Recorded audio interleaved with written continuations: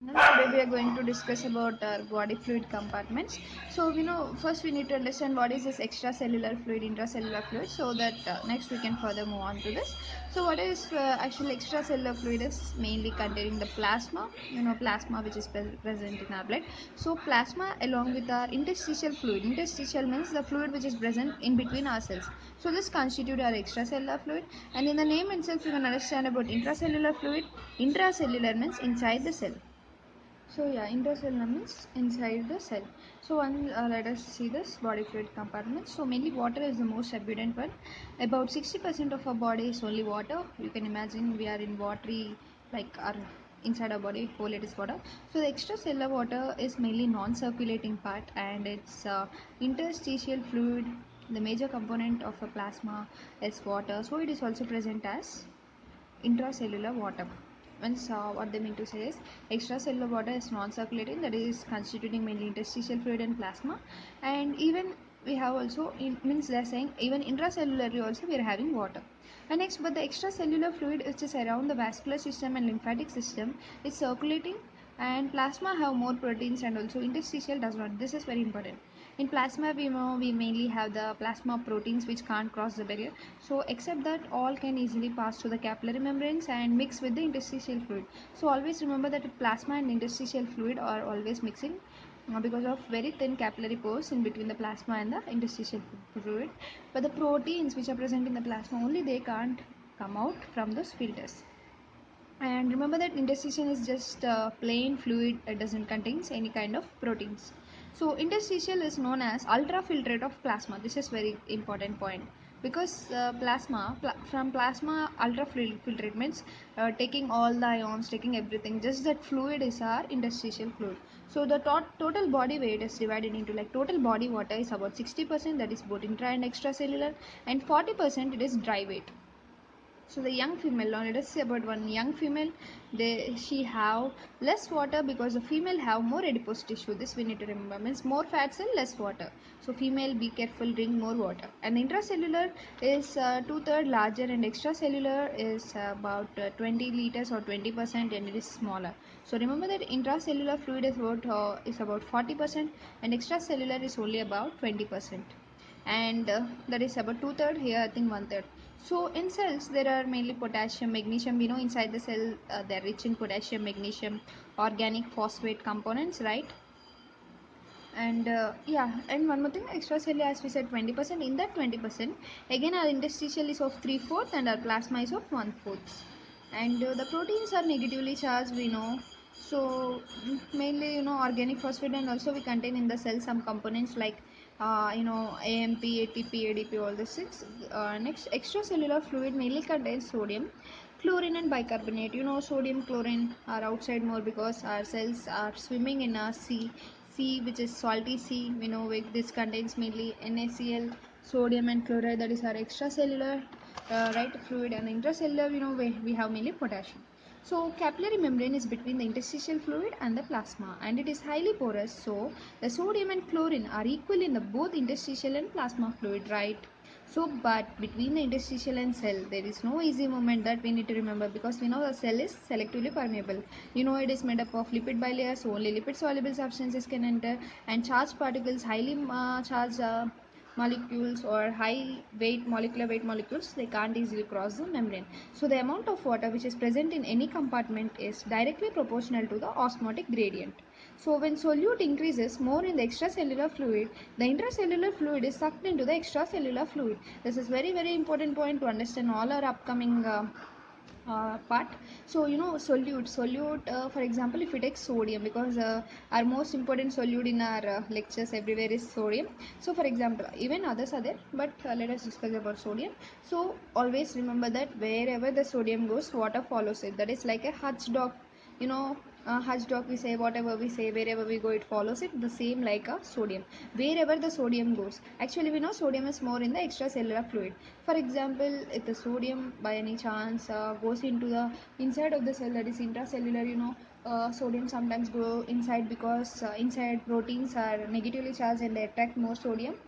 So like this, some situations are there like sodium enters. So wherever the sodium enters, water follows it. Means wherever sodium is present, then the water comes there. Means the volume of that side is increased, and also swelling is more in prominent in the case of solute. So this is very important concept we need to remember. And next, the number of solute particles in the extracellular and intracellular are equal in the normal person, but special cases it is observed above.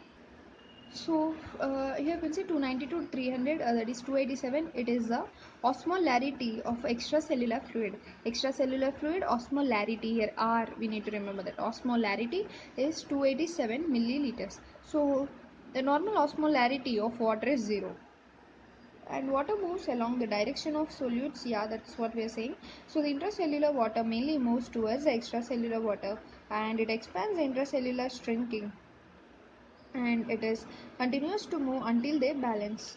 So during the fever, water evaporates, but the solute is same. So the extracellular fluid shrinkage, and again the intracellular fluid flows into the extracellular until they balance again. So what is it?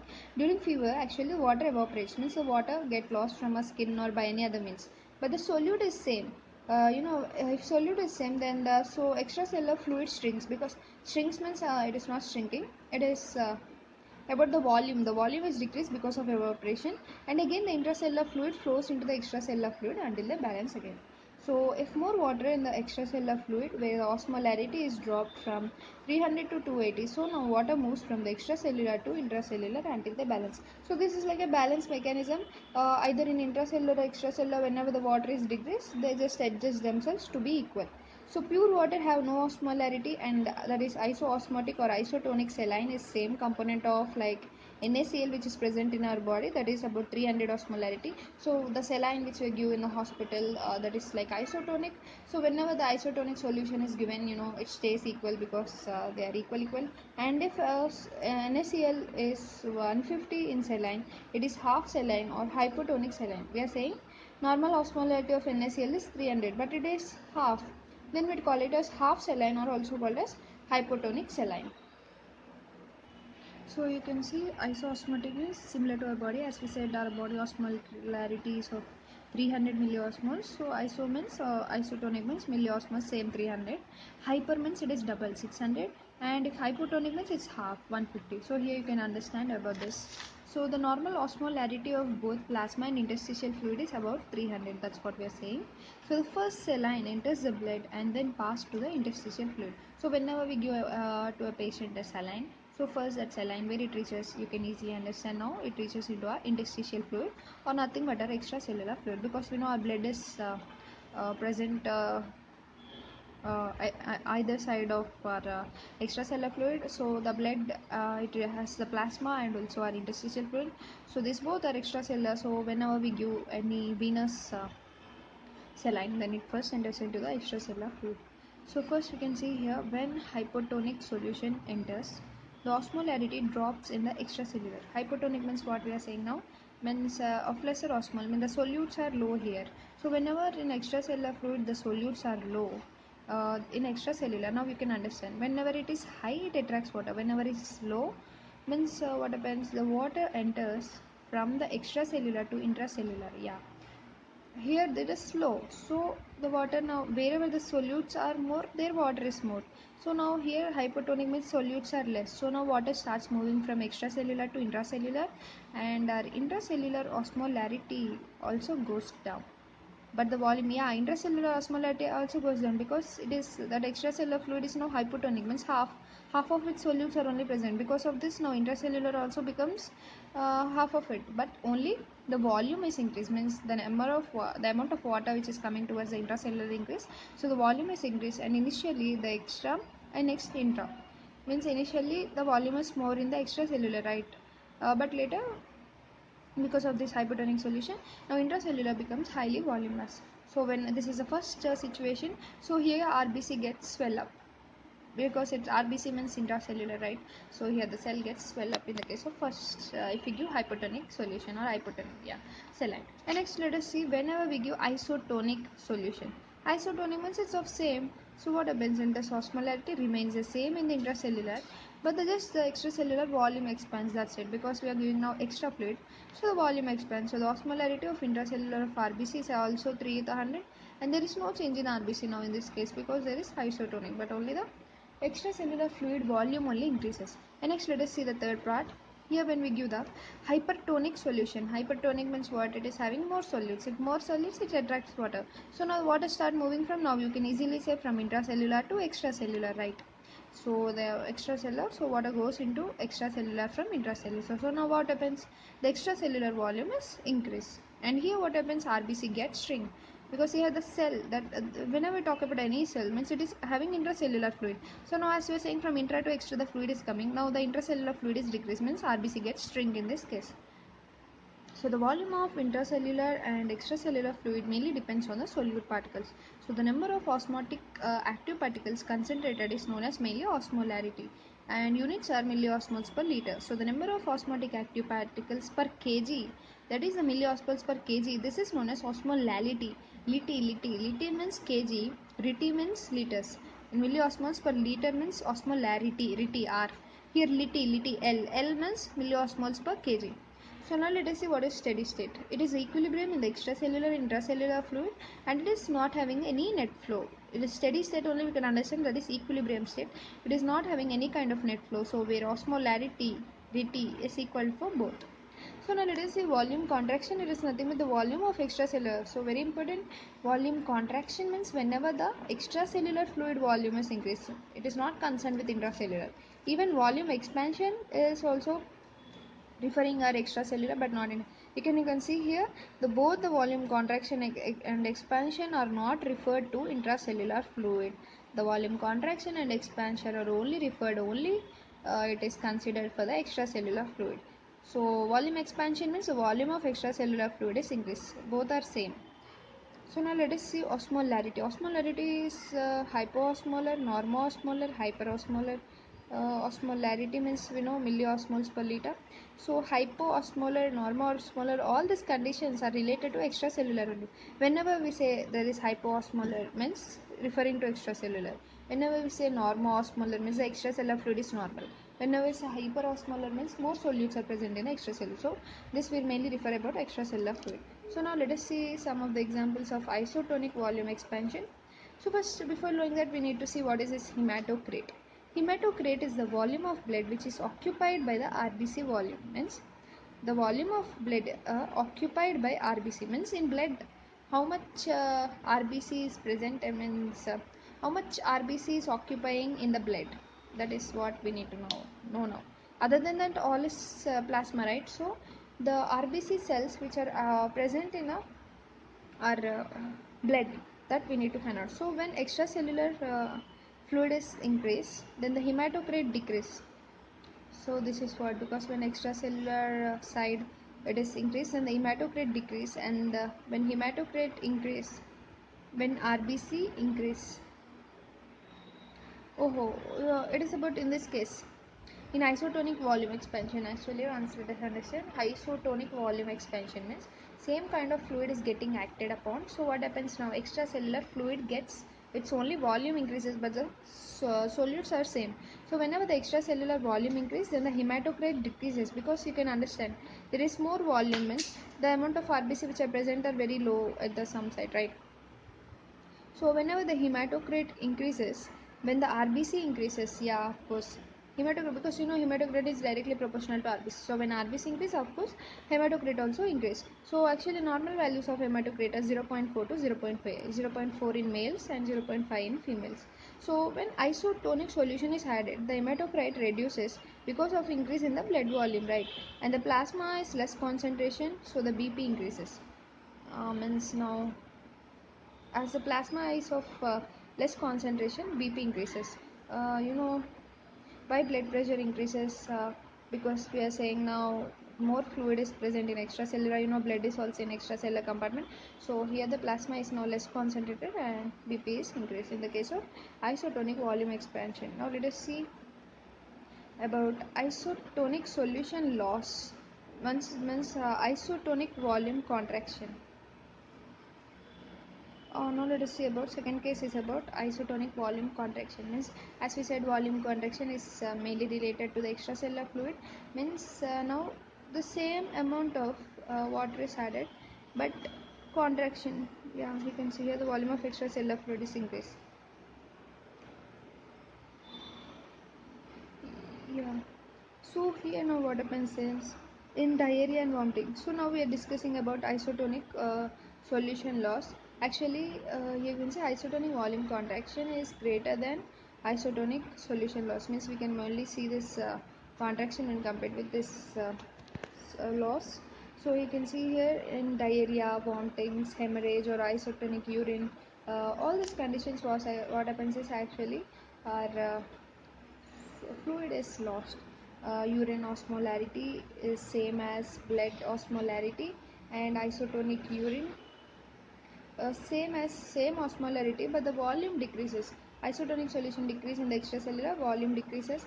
So the extracellular fluid contracts. Now contracts means it shrink like this, and hematocrit is increased now because less fluid means more hematocrit, and there is no fluid shift. This is very important because why there is no fluid shift in the case of both this isotonic volume expansion and isotonic volume contraction. In this both cases, if you see, the fluid is not at all shifting because it is of same solutes, so that you need to understand. And here in this diagrams now you can easily understand here and here. In both cases, isotonic expansion and contraction, in the both cases you can see the concentration of solutes which are present in the extracellular and intracellular are same, but only here in this case the fluid is more in the extracellular. You can see this pencil drawn one is starting point, and this black colored one is now present situation.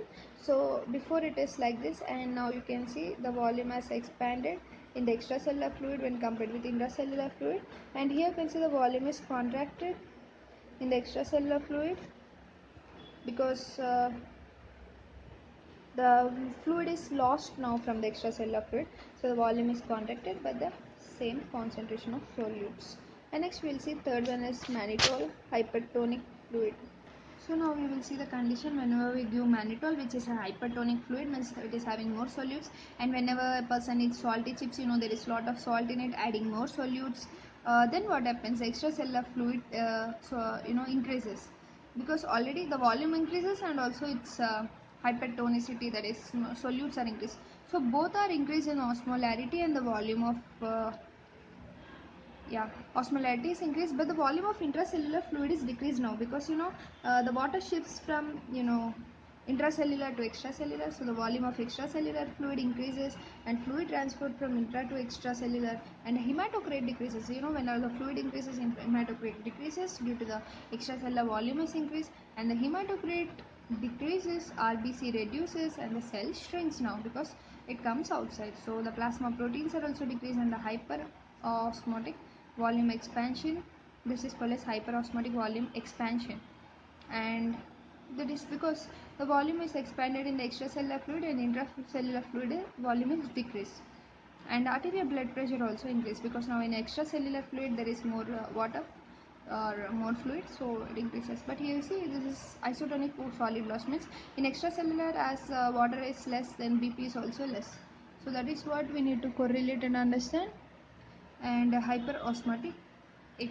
Now we'll understand the concept of hypoosmolar volume contraction. So contraction means only you can understand extracellular fluid is reduced. Hypoosmolar means less osmolar, means now you can understand the fluid. Before seeing this only we can say now the fluid just shifts from the extracellular to intracellular now because there are less solutes. So the examples we see adrenal cortex, zona glomerulus mainly produce aldosterone. So this acts upon the principal cells in the nephrons and help in the production of urine. So in case of Addison's disease, there is adrenal insufficiency, and in extracellular fluid the volume is maintained by sodium chloride volume. So sodium retaining cells are aldosterone. So if there is disease, then the sodium is lost in the urine. So extracellular fluid becomes less osmolar, so the water just starts moving from the extracellular to intracellular. So the volume of intracellular increases, but the osmolarity of intracellular also decreases, just the volume increases, and the volume of extracellular for sure decreases. So hence the name you can see the volume contraction. So hematocrit here increases because hematocrit we measure it in a intracellular, right? Oh, sorry, extracellular, right? So hematocrit increases because extracellular volume is decreased, means less volume of fluid, so hematocrit increases and RBC start the process of swelling because RBC is a intracellular part, right? So RBC starts swelling and the BP is also here decreased because extracellular is a, so we need to remember that BP and our hematocrit are dependent on extracellular fluid and RBC is dependent on intracellular fluid. And next let us see the hypoosmolar volume expansion. In the name only you can understand. Now the volume is expanded in the extracellular fluid means hypoosmolar. But how this happens? Let us see. If excessive ADH absorb too much of water and drink tap water, so the hypertonic solution is added and the water transport from the extracellular to intracellular and intracellular osmolarity is decreased and the volume is increased in the case of, but the volume is increased in the intracellular fluid and external fluid osmolarity, that is plasma proteins are decreased but the volume is increased. So you can see hematocrit is decreased if the extracellular fluid is increased and hematocrit is increased when there is swelling of RBC and so here this both cancel together and the hematocrit completely remains constant in the case of hypoosmolar volume expansion. So understand this hypoosmolar volume expansion. Here in this case water start transporting from extracellular to intracellular, right? So you can check out the diagram. That is intracellular side is increased and extracellular side is, you can see here, expanded. Here one point you need to understand, even though hypoosmolar means actually extracellular volume should decrease, but here what happens is more water is added even though it is low solutes. So here you can see it is expanded. And now let us see the hyperosmolar volume contraction. Hyperosmolar means actually what happens now, you can easily say that to start moving towards extracellular. But now here extracellular volume is contraction. How? Let us see. Sweating in desert without water and sweat is hypoosmolar and fever for many hours and diabetes insipidus. So all this, in diabetes insipidus ADH is decreased or there is no ADH, so the cranial diabetes insipidus is formed or nephrogenic diabetes insipidus is formed and the volume is decreased. Extracellular fluid osmolarity is increased, so transports from the intracellular to extracellular and intracellular volume decreases, osmolarity increases in the extracellular, so hematocrit doesn't show any change in this case. And here you can see the extracellular volume is increased here. So this is all about our body fluid compartments. And we'll also check out some of the important points from our textbooks. So here we need to discuss some of the important points from textbook. What is insensible water loss? That is the loss of water that we are not consciously aware of it, that we don't know. For example, sweat, all these things we don't know at which time how much sweat is going out. So for example, by evaporation from respiratory tract, diffusion through the skin, all these conditions. And transcellular fluid means it also an extracellular fluid which includes compartments like in synovial spaces, peritoneal, pericardial, intraocular, all the cerebrospinal fluid. So all these are also considered to be extracellular fluid. And some more important point is like daily intake of water. So daily how much of water may go inside our cell is like about 2100 ml per day. Along with it, by 200 is added by oxidation of some glucose, carbohydrates, all those things, we get extra 200. So total amount of water which is going inside our cell is about 2300 milliliters per day. And daily loss of body water. So how much is coming inside and how much is getting outside, we need to understand. So water loss is also in the form of insensible loss, that is about 700. So that 700 is from which we'll see from respiratory part, from diffusion from skin, respiration in lungs, by that about 300 to 400 ml is gone, and diffusion by skin about here also 300 to 400 ml is gone. And in some extreme cases like in cold weathers, there is more water loss, and in burns also 3 to 5 liters per day are gone, and in sweat 100 ml per day of course, and in heavy exercise 1 to 2 liters of water is gone for every hour. This is very tremendous amount of water is getting out in the case of heavy exercise. And we have fluid loss in the case of sweat is 100 ml per day, yeah, we already discussed. And water loss in a fecus is about 100 milliliters and per day. And water loss by kidneys, actually 0.5 liter per day in a dehydrated person, or as high as 20 liter per day in a person who has been drinking tremendous amount of water. So as we have discussed till now the extracellular intercellular, if we see this diagram we can easily understand it. So first we'll calculate about extracellular fluid, plasma about 3 liters, interstitial 11 liters. So together we get the 14 liters of our extracellular fluid, and intracellular fluid is about 28 liters. So together we have completely 42 liters. And sometimes if you also had the transcellular fluid, transcellular fluid is occupying about 12 liters in the extracellular.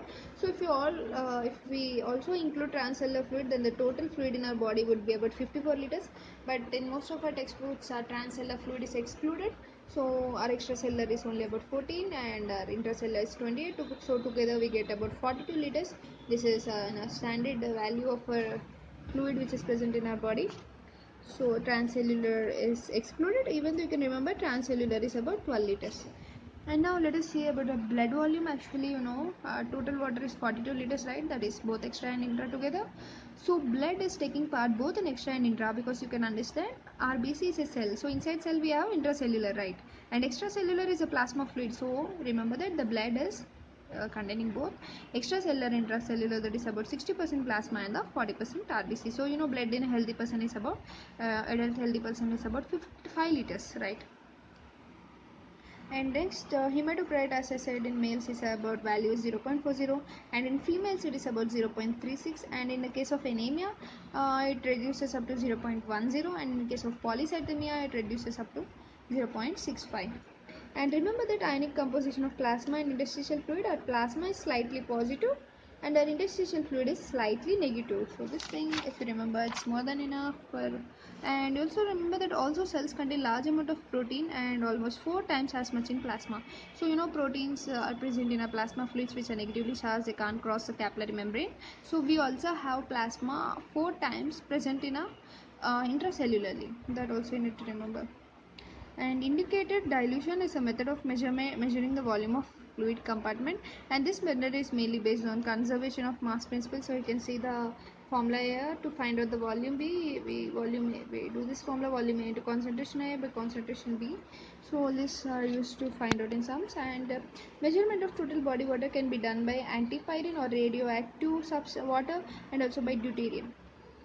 And measurement of extracellular fluid is done by radioactive sodium, radioactive chloride, radioactive etholamate, thiosulfate ion, and inulin. And sodium space or the inulin space, instead of calling it the measurement of true extracellular volume, so sodium space is also called as inulin space. This we got one more important point. And let us see how to calculate the intracellular volume. So intracellular volume is equal to total body water minus extracellular volume. So you can see intracellular volume is 28. 28 is equal to 42 minus 14. So if you do this, you can get the intracellular volume, right? That is about 28 liters. And the measurement of plasma volume can be done by serum albumin, which is labeled with radioactive iodine. That is I albumin 125. You can see here. And also we use dyes that bind to the plasma protein, like Evans blue dye. It's also called T1824. You can see here. It is mainly used to measure the plasma volume. And the calculation of interstitial fluid, you can see here how to do. Interstitial fluid volume is equal to extracellular fluid volume minus plasma volume. If we do this, we are getting about 11 liters. So interstitial fluid is about 11 liters and intracellular volume is about 28 liters. And you can see the measurement of blood volume. It is done by, if one knows the hematocrit. So how to find out hematocrit? So the total blood volume is equal to plasma volume by 1 minus hematocrit. Here are also some example to find it out. And indicated dilution principle, a substance which is frequently used to label the red blood cells is radioactive chromium, which binds tightly with the red blood cells. So these are the important points which I have found in the textbook rather than our notes. So here we can also see this definitions edema. Edema will discuss in detail in vascular physiology. Till then we'll complete this body fluid. So edema is the presence of excess fluid in body tissues. Hypernatremia, the name only you understand, natrium means sodium. So plasma sodium concentration is very high. Hyperosmotic means solutions have higher osmolarity compared with the normal extracellular fluid. Hyponatremia means less sodium in the extracellular fluid, which is about 142. It's a normal value. And hypoosmotic means the solutions which have lower osmolarity compared with the normal extracellular fluid. And isoosmotic, in the name only you can understand, which osmolarity is same as the same. And I found like a relative amounts of extracellular fluid is distributed between the plasma and the and this is mainly determined by hydrostatic and colloid osmotic pressure. So this we will go in detail in our edema. And total osmolarity of each of three compartments is 300 milliosmoles. Just now we also discussed in our notes, right? And you can see cations and anions mainly exert the inter-ionic attraction, which can cause a slight decrease in osmotic activity of dissolved substance.